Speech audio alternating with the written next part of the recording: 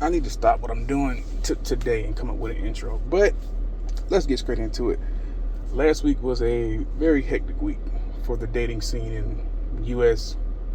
territories, Alaska, European countries, everywhere. This phenomenon called the T-app surfaced, and it took the world by storm. People could post selfies of the men they're talking to, and then the women in the area would give their honest, air quotes, input on, whether he was a creepy guy, was he a cheater, DL status, STD status, just talking about people in general over the, in your area, which seemed to have a lot of guys in an uproar for a couple days because they was like, they don't know what's going on that app. They don't know if they can, defend themselves. A lot of those guys weren't beating the allegations. A lot of those guys was living double lives, so they didn't really know. They were living on pins and needles, trying to figure out if the girl they was talking to was going to find out about their checkered past, and B, the girl he just gave his number to at the gas station. You never know. So apparently in the last 24 hours, it was a massive data breach on the site. I mean, emails, selfies. This app made you upload a selfie and give like your driver's license information, which is kind of crazy. I didn't think the amount of information you had to give up to get access, people were just giving it up left and right.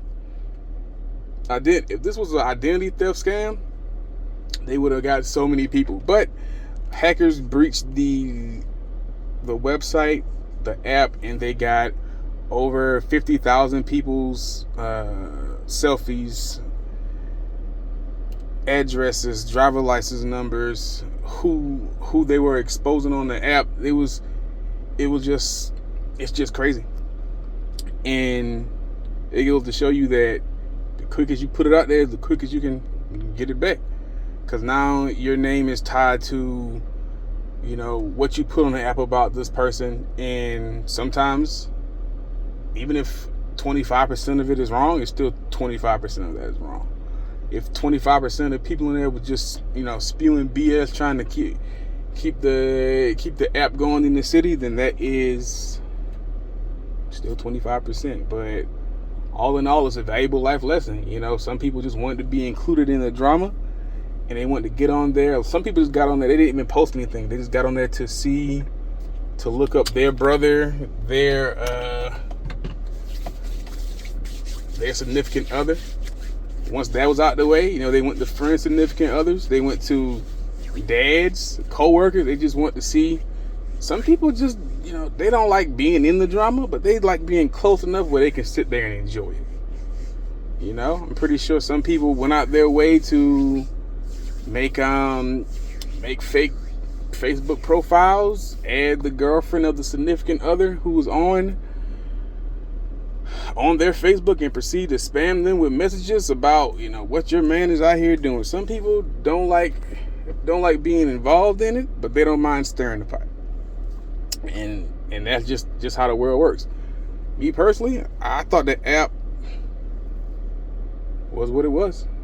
People, if you out here living foul, go ahead and push them out the closet, man. Push them out. It don't matter, Save a life. Push them out the closet. Save a life. If dog out here living foul, then help the world out. Help his wife see him for who he is. If she want to stay, that's his fault. Now, me personally, I was waiting on the on the rebuttal app, about the guys who would post about the legs in the city. I wouldn't have gave my ID for it, but I would sit there and chilled, and I would have sit there and scrolled away and just see how the city's living. Because hey, I like the drama sometimes, but I just don't like being involved in it. If I can sit there and watch it from afar, like a weekly television show, I'm gonna watch it, call it a day. But being involved in it, not my style. Ain't really my forte, some would say. But how y'all feel about this app getting breached? Are you a fan of it? Not a fan of it? Were you on the app? Did you post on the app? Were you seen on the app? Just let me know in advance. Just argue about it in the comments. Argue with your mama, not me. Peace.